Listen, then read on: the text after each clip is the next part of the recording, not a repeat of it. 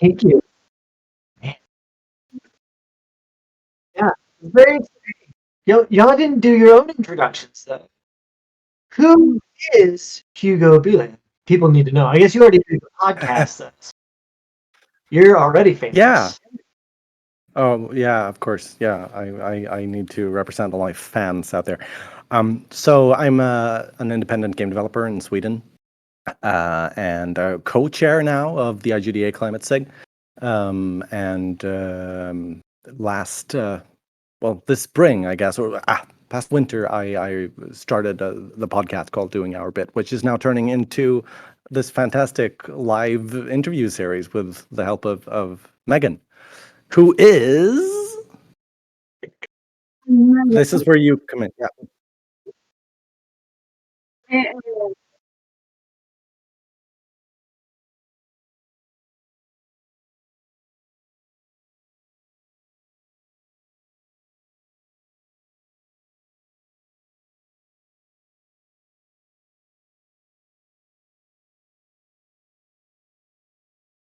You'll get there.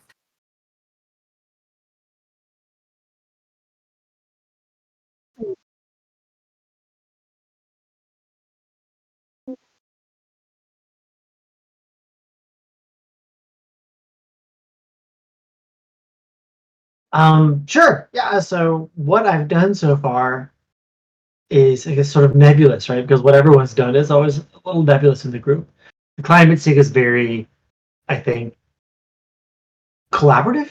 I think is the best word for it. If I had to sum it up in one word, I'd say collaborative. And so I think everyone's done a little bit of everything, and no one's really done any one thing in my mind. My role, I think, is I focus on the design patterns, which is something that both Hugo and I are very heavily involved in, which is trying to characterize the things that people are doing and the things that people could do within game design, within like the actual design of serious games, or to put into their commercial games to affect climate advocacy on some level. I think that kind of captures the point of it, right? It's kind of a combination of design theory and empirical research and environmental psychology. So I think that's what I do in the Climate SIG.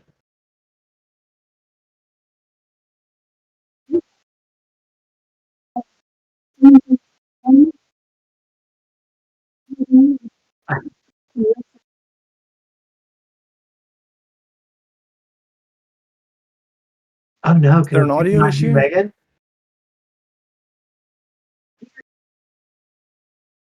Okay, but can anyone hear us then? Yeah, that's the real question. Is Yeah. Right. Okay. We'll just assume that we're being heard and roll with this. So yeah, the main reason that, or the reason that we wanted to put you on right now and start this whole series with you is that you have been hard at work in the past couple of weeks with what we call the Clayton Report. Oh man. This is some kind of rule that Paula came up with that we had to whisper it every time we said it. I don't know how far we're going to go with that, but yeah, the Clayton Report. It's going to get a real name eventually. I hope so, because it's going to be really embarrassing. And increasingly inaccurate, because I feel like increasingly it's not something that I've created. I created a draft, and I feel like more and more, and like I said, the group is so collaborative. More and more, it's something that everyone's voice is equal in it, which is really exciting to me. Sorry, I interrupted. Yeah. No, I was sort of fishing for you to just explain what the report is and how you started working on that and what the goal is with it. Yeah.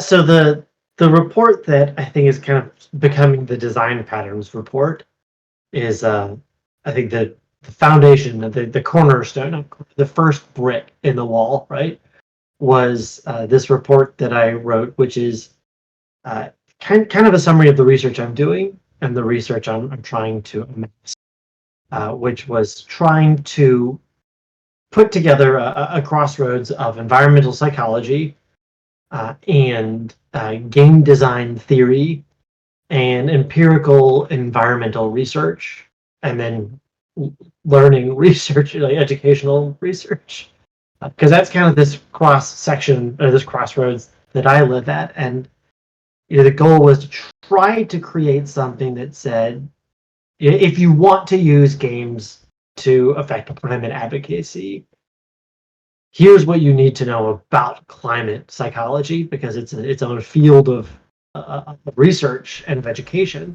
Here's what you need to know about environmental education, and here's like how people have proven that this works to affect that change and this doesn't. And kind of what it boils down to is, you need to talk to people about their attitude and help them find the right attitude. And I don't mean you're brainwashing people, right? But you have to help them find the right attitude, give them the knowledge to affect some change, and then help them to feel empowered in their actions. And I think the report was that, 15 pages of that one sentence, followed by all the different ways people have tried to do that and kind of the story of their successes and failures. That would be my summary of it if I had to tell someone in an elevator. Right. Yeah. I'm going to try to make it even shorter, which is, so you're basically trying to instill these three things, right? You have knowledge, you have attitude, and you have a sense of self-efficacy, because the lack of those are the barriers to environmental behavior. Like environmental behavior is the sort of end output of all of these tactics that you're outlining. Is that, am I misrepresenting that? No, that's perfect. That's perfect. This is why you ask a designer to summarize. You never ask an academic to summarize anything. It's your first mistake. But right. Yeah, I think that's a good way. Is like you've got attitude, efficacy, and knowledge. And without all three of those, the changes that someone's going to engage in environmental behaviors is not zero, but it's substantially lower. And with all three of those, you have not a guarantee, but a pretty solid predictor. So that kind of goes back to one of my favorite Ryan Boudinot quotes. We're going to have to get him on the show sometime soon. Games probably can't save the climate, but its players can. I like that. And there are many. I think there are many ways that games can, and the games industry can rise up for the climate challenge. But one of them is to engender environmental behaviors in its players, and that's what the Clayton report is all about. Sorry. I like that you don't whisper. You have to stage whisper it. Yeah. That's the rule. Maybe we have to retire that name after this transmission. We'll see. So the first part of the report, which I've really been thirsting for something an academic sort of basis for all of these. I mean, we've been throwing around all of these theories that games could be doing this or could be doing that. But what you have done in compiling this report is find the actual sort of academic sources that tell us which tactics have a precedent of being actually proven to be useful. And so I want to dive a little bit deeper into these barriers that we talked about, the knowledge barrier and the attitude barrier and the sense of self-efficacy barrier. And sorry, could you just explain a bit more what are those? What are we trying to instill in each of those? Yeah, sure. So I think when I talk to people, I like to start with knowledge, because I think that's the one that most people gravitate towards when they're trying to help someone understand climate change or climate Raising behavior. awareness. Yeah, awareness is kind of where it starts. And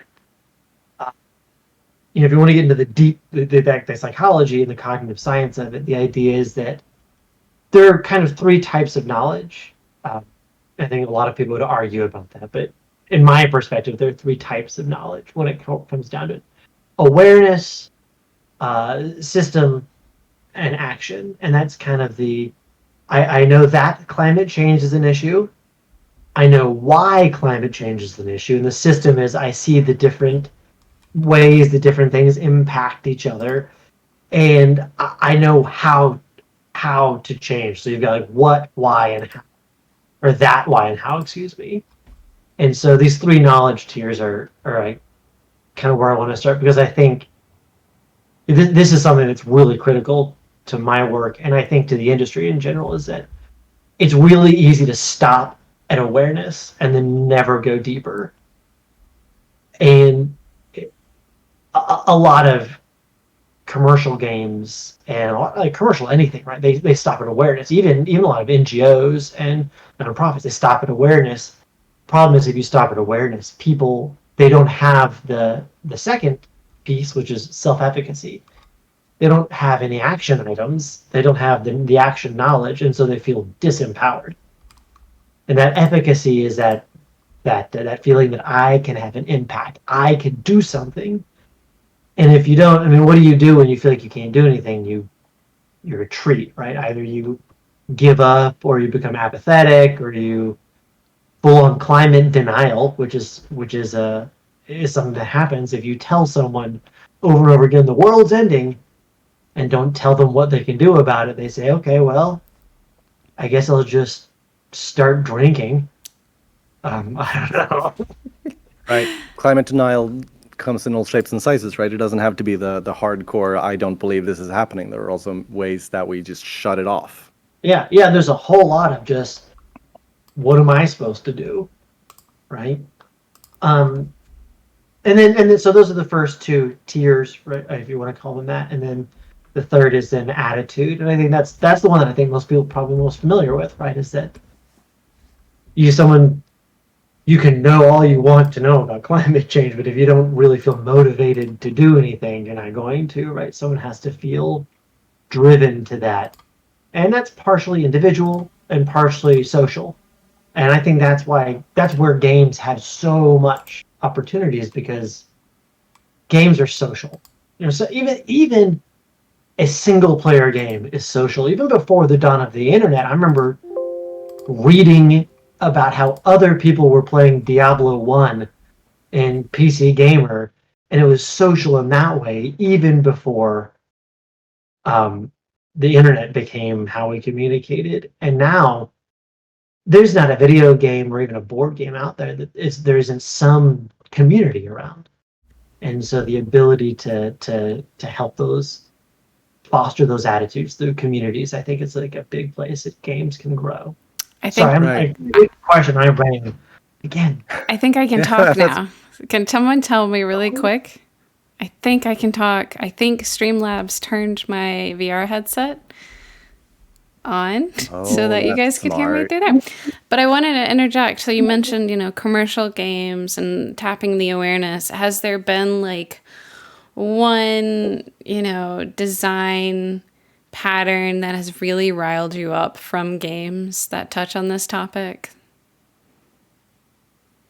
Like, what riled you up as in made me cringe and say, why'd you do that? Yeah, I mean, without naming names, probably. I mean, like, the goal of this, now that everyone can hear me, I mean, the goal is to help inspire game developers and how to incorporate these changes into games and bringing a community together, as we talked about. But has there been, like, one that you've seen regarding environmental behavior action that you've been like, stop?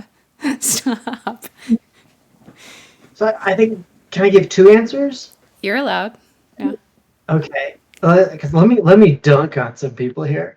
I think the one that's probably the most common, and that's because people are just trying to do what they can and trying to put some messaging into a platform that wasn't built for that, but they're just doing their best and playing to their passion, is when you just kind of put something, an environmental message in something. where it doesn't really belong, where it's just a little bit of awareness. And I want to say, I'm not really saying it riles me up. It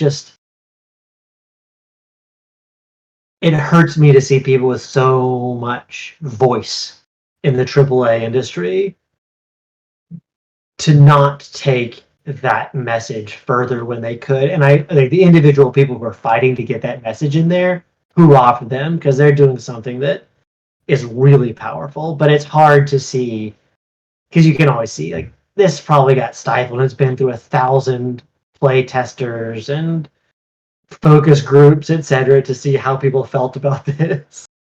So that riles me up. But I think more on point is gamification that is not done correctly.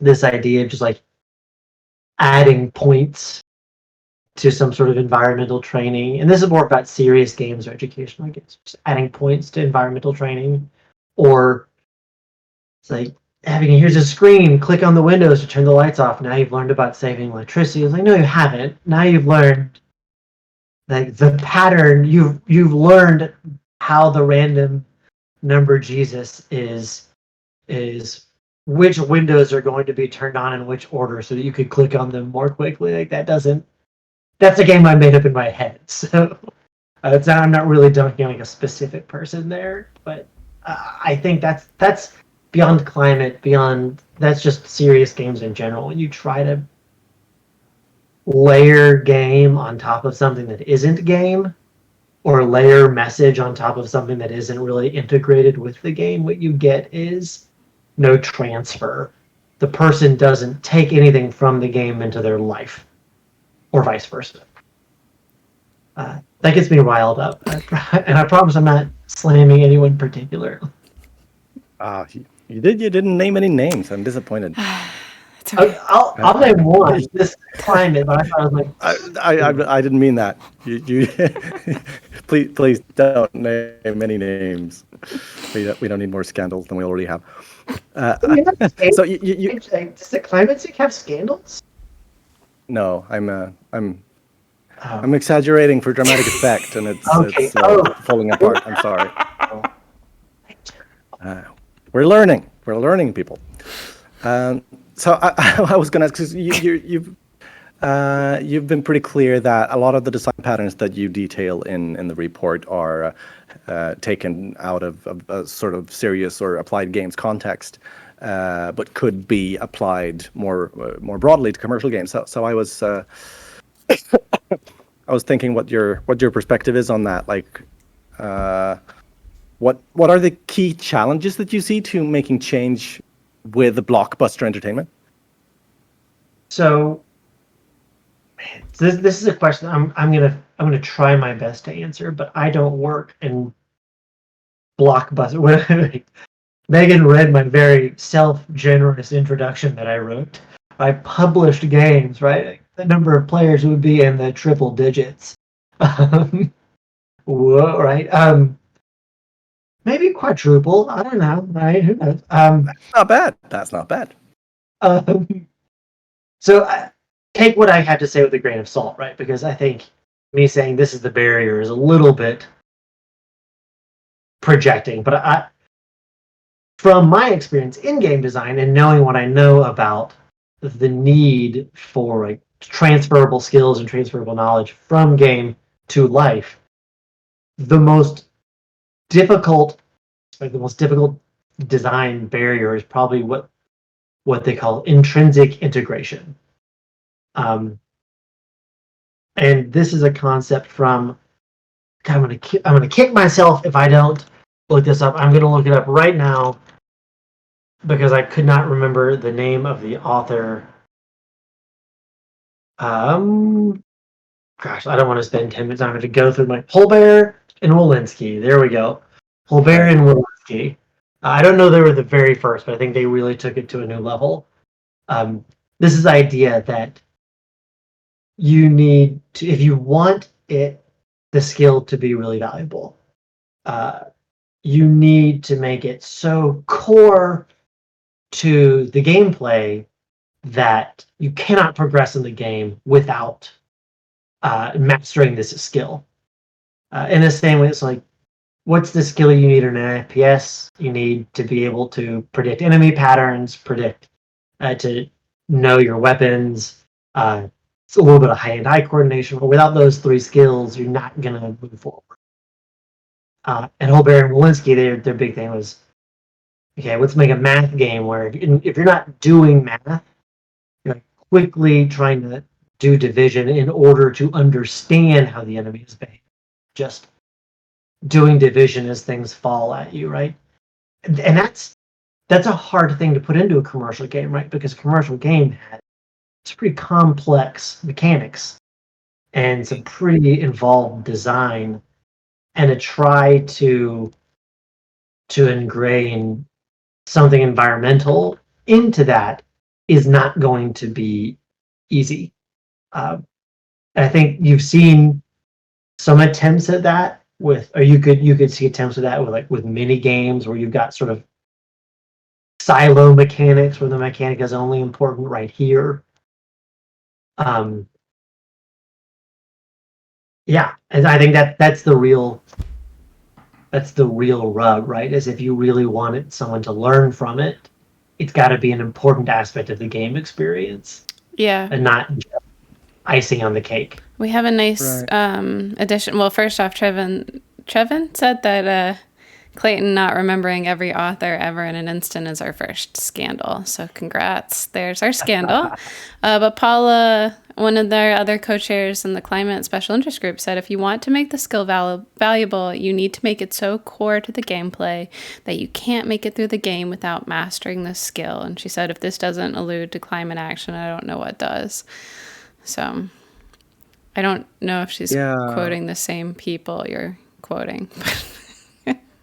I mean, that's really rough when it comes to like big AAA games, because they have these set conventions and they are expected to adhere to those, and it's really hard to get at the sort of core mechanics of those.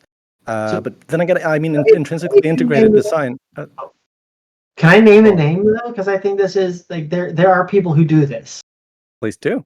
And like, I don't want to just dominate this conversation. Sorry, I'll name names quickly and move on. That's your job. A non-environmental example, I think that really did a great job in a different kind of mechanic was A Way Out. I think it was called A Way Out. Okay. The co-op prison escape game. The co-op prison escape game by Joseph Harris. Yeah, I think because what was the mechanic they integrated was cooperating, collaborating, and like emotionally identifying on some level with I guess not identifying. You had to cooperate and collaborate to move forward, and that built to some level of emotional identification with the characters.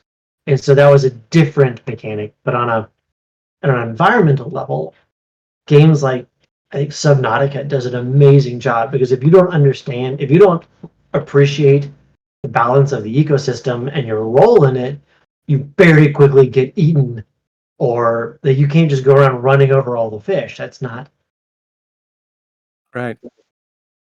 That's a common thread I see, that survival games in general, or maybe even widen it to emergent games in general, have this tendency to convey ecology in general, which is something that we talked a bit with Alanda Chang in an earlier episode too. I'm sorry. Did y'all play Democracy? That game series? That's a really cool game series. Democracy 3 is the only one I ever played. Essentially, it's just a UI with all these little bubbles that represent aspects of your nation. Like happiness, right? And you've got like 100 bubbles and thousands of policies you get to pass or try to pass. And I think that does a really good job too, because environment is a big aspect of it. But it really illustrates how you can't just dump all of your money into solar energy, right? That's just not how economies work. And understanding the complexity of the political aspect of environment and climate change is critical if you want to take on that goal in the game, right? It's kind of a self-directed goal, though. Paula wants to know how we define emergent games. And I'm not doing it.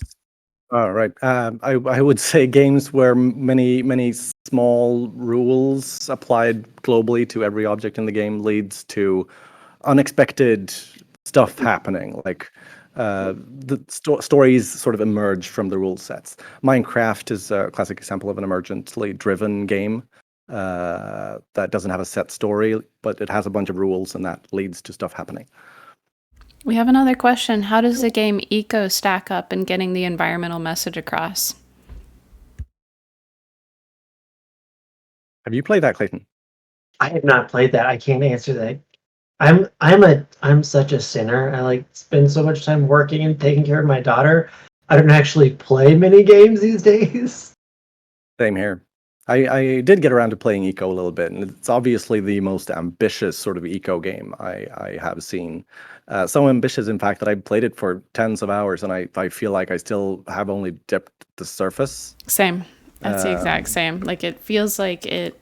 So for context for anyone, so I've streamed it and a little bit, and the same feeling as Hugo. Like there's so much to it. So you are building a civilization, and you have to work together, and everything you do in Eco affects the environment. So eventually, as people start chopping down trees, the collaborative server, so you have up to 30 days, you are trying to save your civ from an impending meteor strike. And depending on the server settings, it would be 30 days, 40 days, whatever. You have to work together, and you can't ruin the environment in the process. But it progresses from like a basic, like I'm chopping down trees game to build my house to over time, people work together to make a government to dictate like, oh, if you chop down those trees, we're going to be fined, attacks. Like it's very dependent on who you're playing with as to how it progresses. Let me put the link in there. I might do an attempt at putting Eco into the context of the Clayton Report.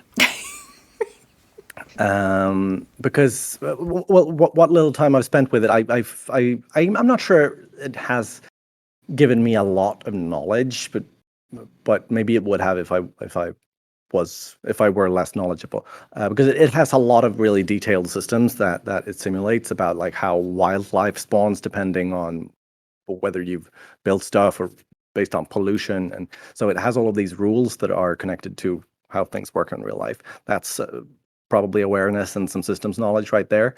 Haven't gotten to any action knowledge really yet. Mostly because I haven't acted much in the game. I mostly learned how to build an otter statue, which took me 10 hours or so.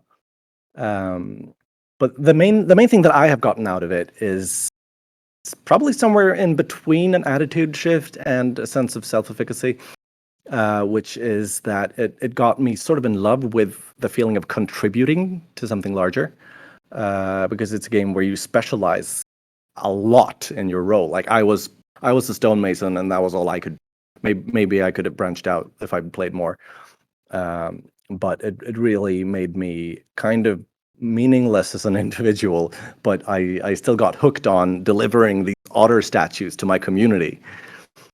That's really interesting, because that plays into this, like, there's this very, I'm going to say this, and I want it to be taken in context of academics. There's a heated debate, but a nerdy, scholastic, heated debate over the role of what I focused on, which is the individual advocacy, and what you're talking about, which is part of the collective, this collective advocacy that we can do something.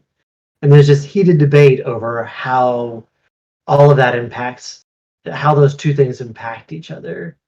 And so that game does provide a really interesting perspective, because you have an individual responsibility, but it only really matters in the sense of the collective. Yeah. Which is, now I'm going to be thinking about that all day. Yeah, that's the first thing that what came to my mind when I read the part of the report that's about self-efficacy, because basically what we want to do is give players a sense of self-efficacy, a sense that what they do matters for the climate fight, which is kind of an emotional thing. It doesn't really have much to do with whether they have efficacy.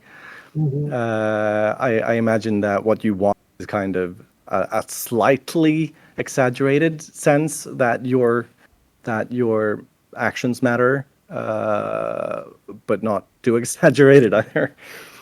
Well, it's weird. It's not weird. It's exciting to me. Other people might not be excited about it, but a lot of what games can do, that even the smallest little tidbit of efficacy or knowledge or empowerment can be really valuable, because a lot of environmental behavior is kind of predicted by what we call spillover, which is that succeeding in a small action will inspire you to try something bigger.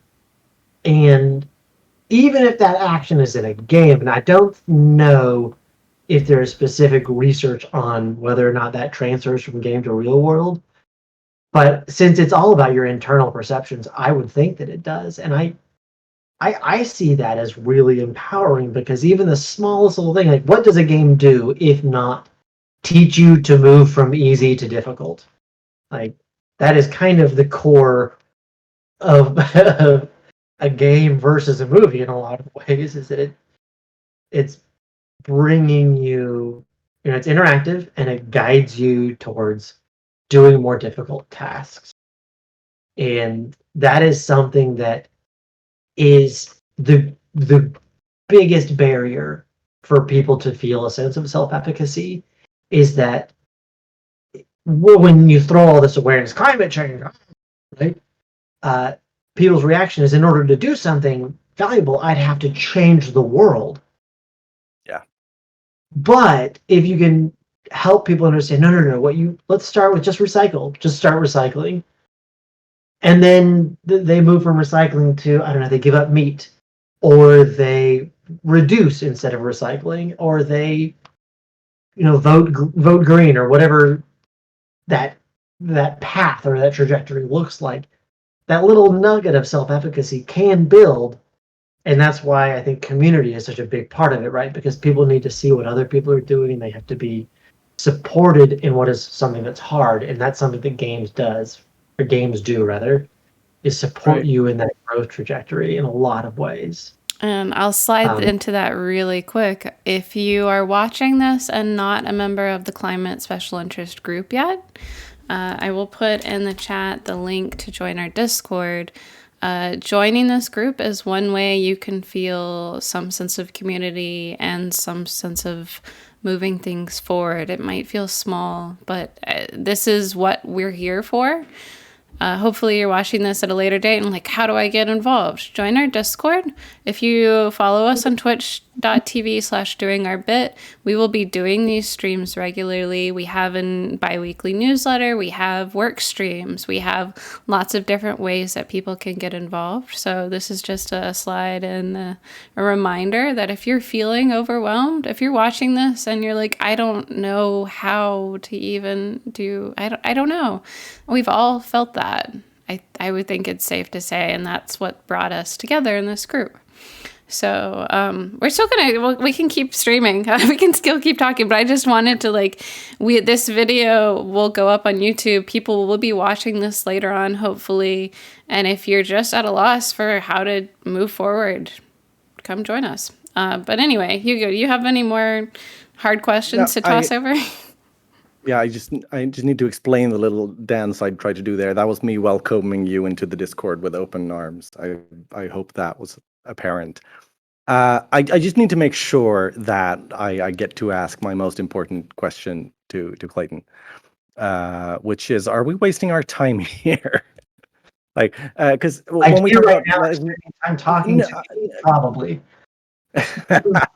No, because when we talk about whether games, can do this, whether games have a discernible impact on its players that makes it worth all of our time pulling into this, I think it's kind of hard to be objective about that, because everyone involved, both environmentalists and game designers, have so much emotional investment in wanting it to be like that.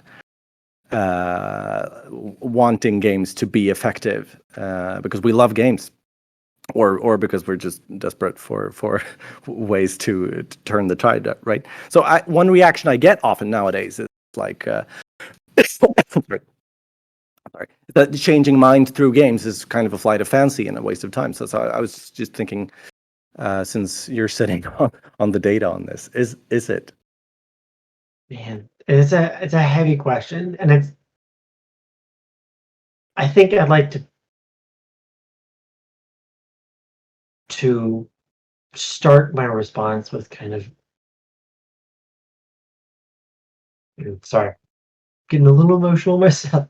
I think that, am I wasting my time, is a question that anyone who has any sort of emotional investment in environmentalism or conservatism or conservationism, Or am I conservatism? wasting my time? It's something that you wake up every day, not every day, but it's on your mind. Am I doing something, or am I just banging my head against the wall? Should I just, start wearing skin tight leather and blasting a boombox and calling myself a nihilist and start dumping? Going for a nihilism thing, Big Lebowski joke, but it really, really.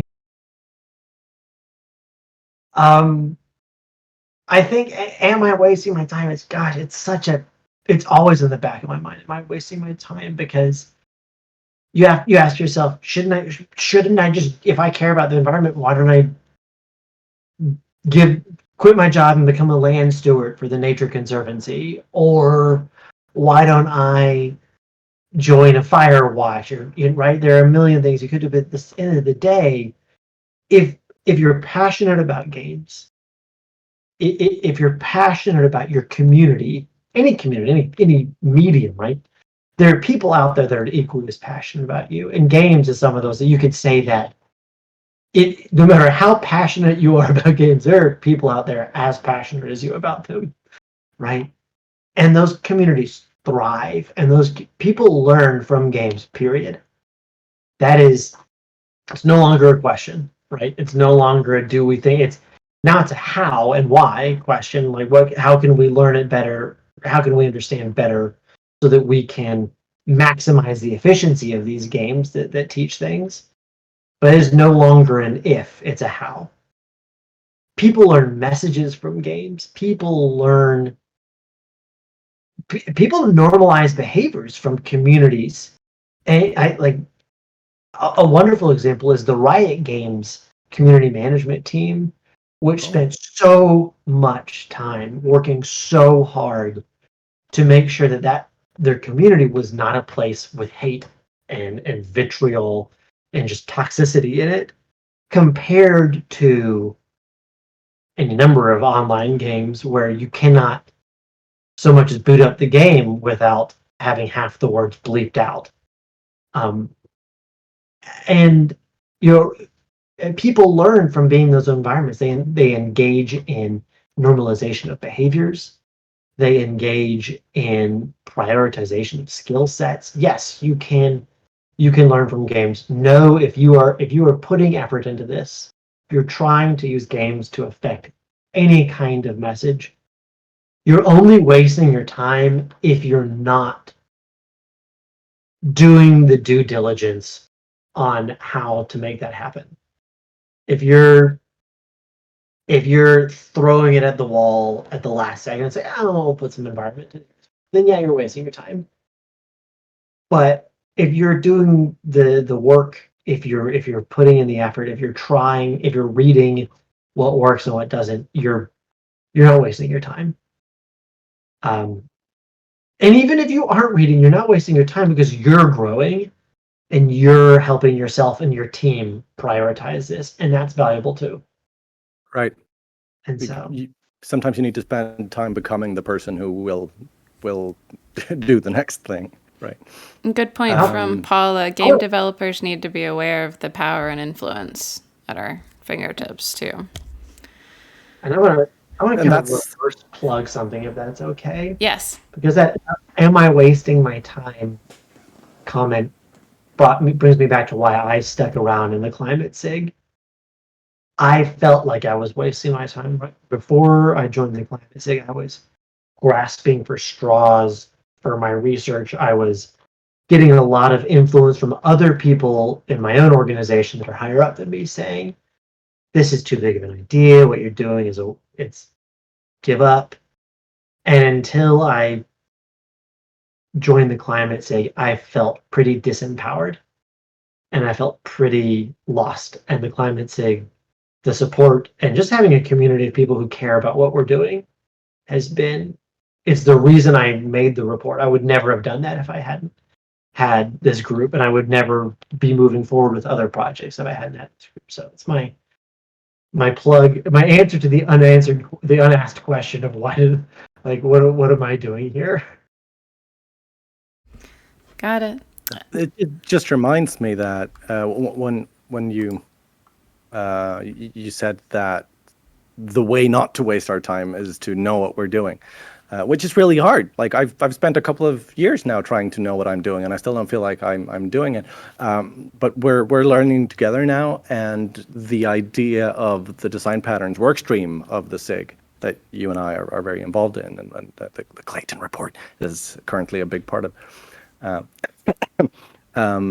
That is going to, I mean, the goal that we have with that work stream is just making this information more accessible to more game developers, so that they get the knowledge, the awareness and the systems knowledge that they need, and the action knowledge to perform the environmental behavior of using this framework in their games. Could you say that? Yeah, you could say exactly that. I couldn't have put it better myself. That is the goal of the design patterns workstream. It's a very meta understanding of it.